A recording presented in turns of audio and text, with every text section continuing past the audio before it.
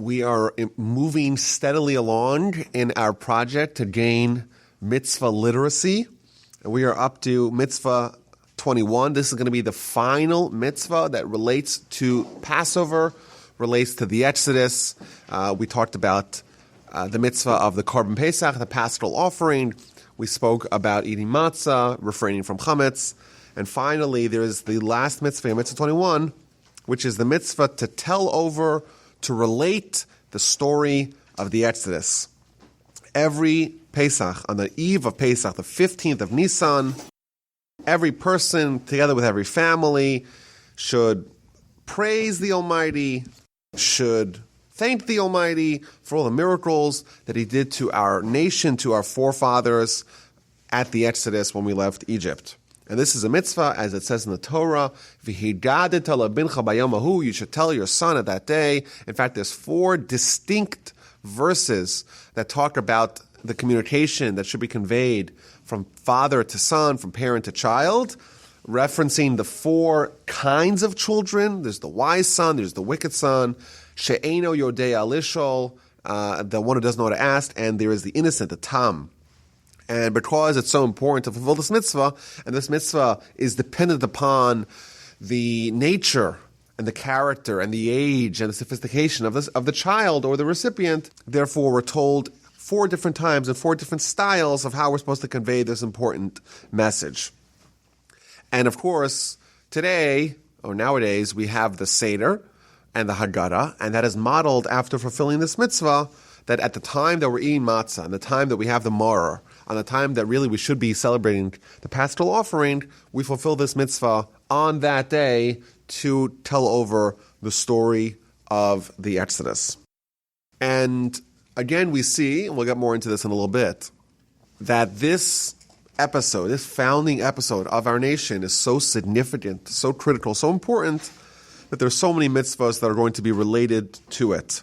To just ruminate on the tremendous miracle, one nation that was drawn out of another nation, they might have took us out and avenged the horrific mistreatment that we were subject to, and therefore we have to tell over the story. And if you have children, you tell it to your children. If you don't have children, you tell it to your spouse. If you don't have a spouse, you tell it to whomever is with you. If you're alone, you tell it to yourself in order to awaken these feelings in your heart, so that you should have that appreciation and that love and that touch point with the Exodus every year. The Rambam, in his laws of chametz and matzah, which are all the laws related to Pesach, he gives us a little survey of this mitzvah. He says, even if someone is a great sage, there's a mitzvah for them to convey the story, the episode, to tell the story of the Exodus. And the person who elongates the telling of the story, all the miracles, going through all the details, the more you talk about it, the more you embellish the story, the better. Of course, the Haggadah begins with the episode of the 5 sages, 5 of the greatest sages that our nation has known. They are coalesced in the city of Bnei Brak, and they're telling over the story from the night until the day. They don't even realize they've gone through the whole night, and it's time to say the Shema, and they're just so engrossed in their story. And that, of course, conveys this principle.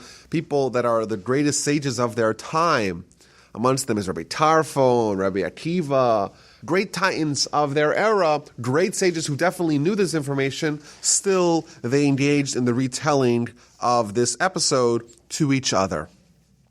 And the Rambam explains how you're supposed to go about doing this. Everything has to be tailored around the maturity, the intellect, the capabilities of the child. So he says, if the child is young, or the child is not so intelligent, you tell him simply, all of us were slaves in Egypt, just like this maidservant or like this slave. We were totally subjugated in Egypt, and on this night, the Almighty redeemed us and brought us to freedom. That's the most basic message you're trying to convey. And you could use tools. You could point out and say, okay, like try to make the message more alive, more vivid by saying, hey, look, you see this person, they're a slave, or learn about slaves, God forbid, people that were totally subjugated, that's the way we were, and then we became like kings overnight. That's the basic message. Child's a little smarter. You talk about all the miracles and all the details and the 10 plagues and all that to be able to maximize his whatever he is able to absorb. And then he tells us, something that we know quite well, that we have to do something different on that night. We have to try to evoke a question. We have to get the kids interested and excited because we cannot allow this opportunity to pass by. And therefore, we have the Manishtana, which are the 4 things that are done so unusually this night, so out of character this night, and all that is there to inspire that the child should ask a question and should be interested and should have their interests piqued. And the Ram adds is that we give out treats like nuts and all those other things, and we arrange the meal in an unusual way, and we steal the matzah from each other, the Afikoman ritual and tradition. All these things are just there to inspire the child or the people who are present to be able to ask the question, what is special about this night, and to open up the discussion for the mitzvah of telling over the Exodus story. Now, the format of the retelling has to follow a certain template. Talmud tells us you have to start with what the shameful parts, and you have to end up with the positive side. Meaning you can't talk about the Exodus and then talk about the slavery. It has to be vice versa. This is like a trope that we see in all good stories, that you have to have the climax that's come at the end. The salvation, the hero rescuing the damsel in distress or whatever, it has to be at the end. There has to be a point in time where you're like, oh no, what's going to be? The hero is in danger. He's threatened. He or she is threatened. There's a problem. There's the ticking bomb. And then, last second, when the tension was at its peak, the tension is resolved. The Talmud talks about that 2,000 years ago, that you have to follow a certain format. Maschil begnus u'mesayim b'shvach. You start with the negative parts. You start with the shame. You start with the distress, and you end with the praise. How so?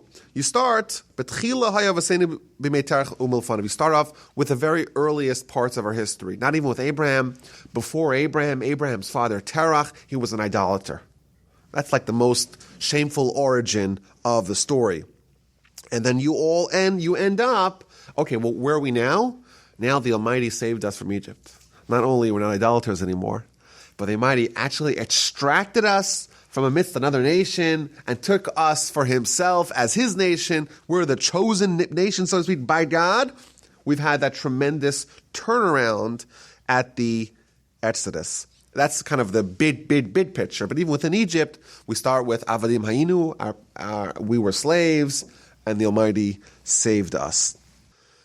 The Rambam also reminds us that there are 3 things that are necessary for us to fulfill the mitzvah. There's 3 things that we have to say on this night, that we have to invoke on this night, that we cannot skip over. If we do that, we have not fulfilled the mitzvah. What are that? Pesach, Matzah, and Maror. Pesach is a reference to the Almighty jumping over the homes of our forefathers, passing over the homes of our forefathers. He struck all the Egyptians, but spared the Jews. And the maror, the bitter herbs, reference to the pain of the enslavement to Egypt. And the matzah is a reference to the Exodus that was done so quickly that even the dough had no time to rise.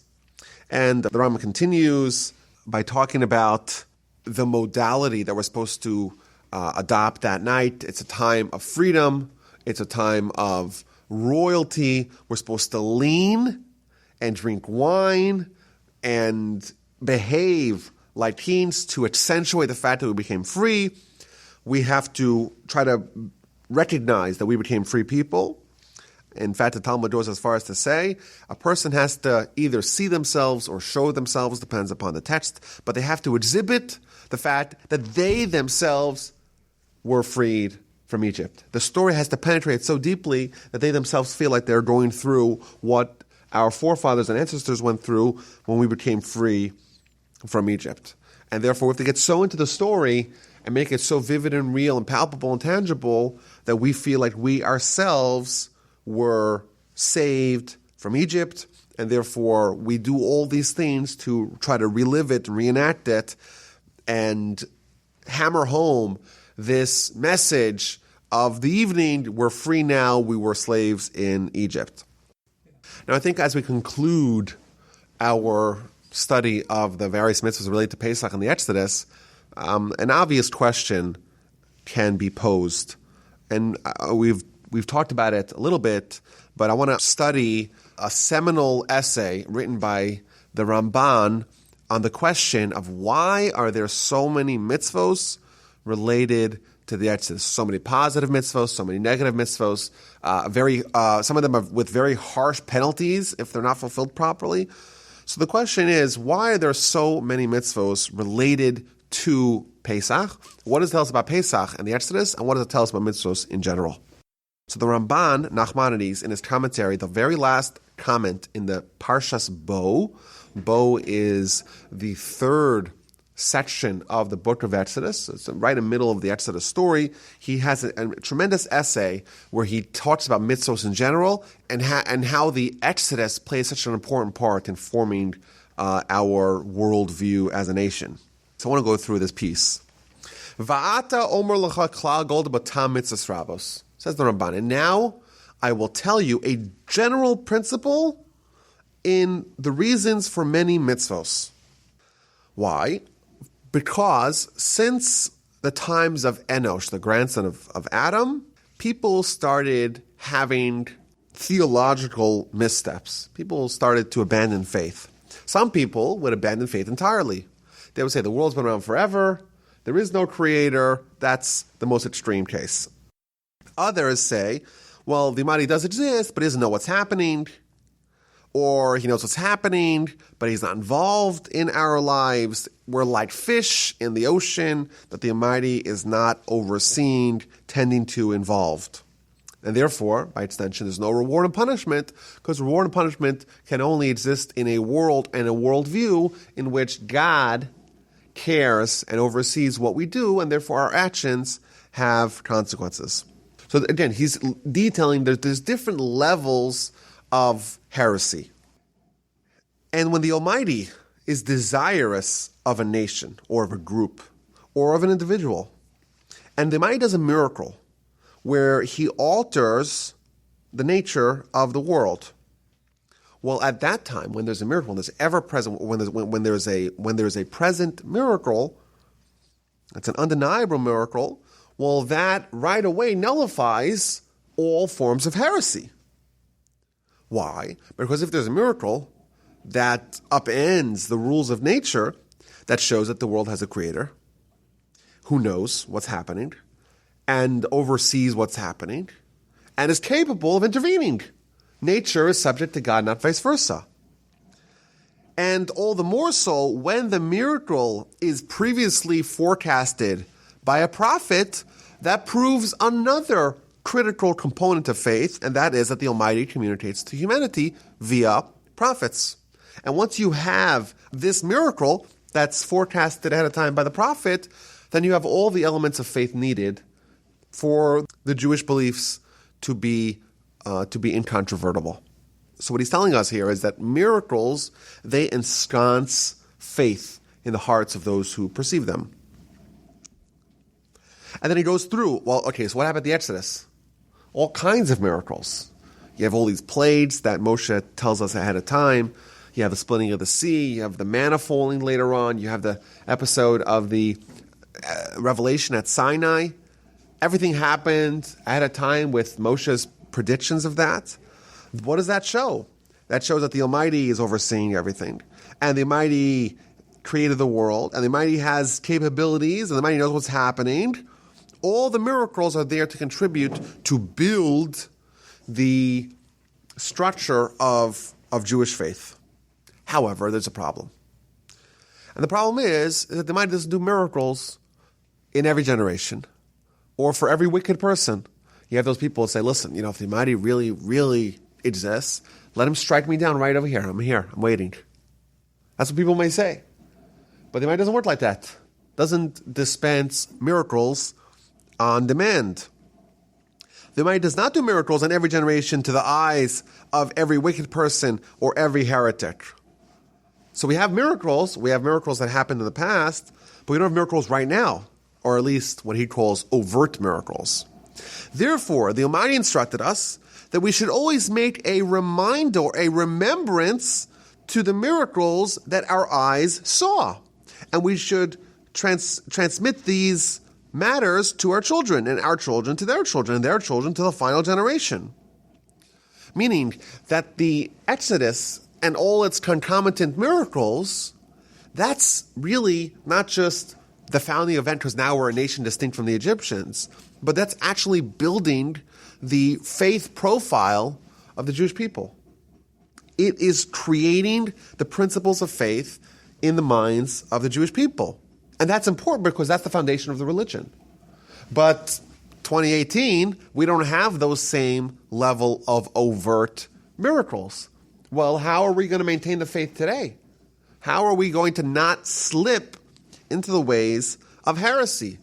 That's why, says the Ramban, we have so many mitzvahs that are there to kind of continue the flame and the inspiration and the lessons of the Exodus from the original generation in which it happened onwards to the end of time. It's not going to happen every generation, and therefore, the only way for us to ensure that our faith is able to withstand the throes of heresy is if we perpetuate that amazing miracle or the amazing set of miracles to every generation. And therefore, the Torah is very stringent about not eating chametz for the duration of Pesach and not to abandon or to withhold from the paschal offering. And therefore, the miracles are so important. We have to always put these signposts all across our life, these markers, these reminders to remind us. We put them on the door, and we put them in our tefillin, we wrap them next to our heart and put them next to our head. And we have all the festivals that are a zecher l'tzias Mitzrayim, Sukkot, and then 6 months later we have Pesach, and then Shavuos, and all the holidays. Zecher l'tzias Mitzrayim, even Shabbos we invoke the zecher l'tzias Mitzrayim as a remembrance for the Exodus from Egypt. And there's a mitzvah to not, as the verse tells us, that Laman tistor shom seischa meretz Mitzrayim kol yimei chayecha, you should remember the Exodus from Egypt all the days of your life, never forget it. Tell over the story, perpetuate the story, not forget the miracles, and not lose out on those important lessons related to our faith. And therefore, says the Ramban, there's so many mitzvahs that remind us of the Exodus, and in every generation we could have testimony of this ongoing tradition and transmission of the miracles, and they're never forgotten, and there's never going to be an opening for the heretic to question or to disprove the existence and the emunah, the proper faith of the Almighty. You buy one mezuzah, says the Ramban. You buy one mezuzah, it costs you 1 gold coin. You put it on your door, and you think about what it's implying. You're already admitting in the fact that the world exists because of God, and the Almighty knows what's happening, the Almighty oversees everything, and you are also testifying that you are believing in the principle of prophecy. Essentially, says the Ramban, you're believing in every corner of Torah. And then the Ramban extends this principle. The Mishnah tells us that you should be careful with every minor mitzvah as you are a major mitzvah, because all of them are beloved before God. Because in essence, every mitzvah that a person does, they are acknowledging the existence of their God, and the intention behind every mitzvah is that we should believe in our Creator, and we should thank Him that He created us. That's why we exist. That's why the world was created, because there's no other reason that we have for the phenomenon that the Almighty created the world, and the God on high is only desirous on the people below. The only thing He wants is solely that we should know, and we should acknowledge, and we should appreciate our God who created us. That's why we do all the mitzvahs. And all that gets its start at the Exodus. So this is a very compelling essay here by the Ramban. He's telling us a few things. Generally, what's the point of a mitzvah? The point is for us to connect us to God and to remind us of the existence of God. And we're put in a world where the Almighty is obscured. where it's possible to deny it. And the mitzvahs are like these signposts along the highway of life, making sure that we never forget the most important thing. That's number one. It's like those kids, God forbid, who need to have like an insulin shot or something like that. They put like a sticker on their shirt when the first day they go to school. Like, don't forget, like this is so important. And the parent calls up at 10 o'clock. Did you do it? Did you do it? It's the most important thing, and therefore you have to have constant reminders. You cannot have any complacency. You cannot take the foot off the gas. The second you do that, right away you're going to be whisked into a world where that is forgotten. All that really stems from what we study, from what we learned at the Exodus, and therefore there's all these mitzvos that are there to remind us of that fact, to remember all those miracles, to remember the tremendous lessons of faith that were learned at the Exodus and that are perpetuated year after year, day after day, mitzvah after mitzvah.